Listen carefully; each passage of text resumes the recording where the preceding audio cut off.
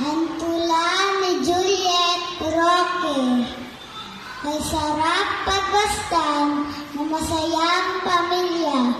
Si ama at si inay, responsable sa tuwinga. Ang Diyos ang sandigan sa tuwing-tuwinga. Ang mga anak, pinalaki na may takot sa Diyos.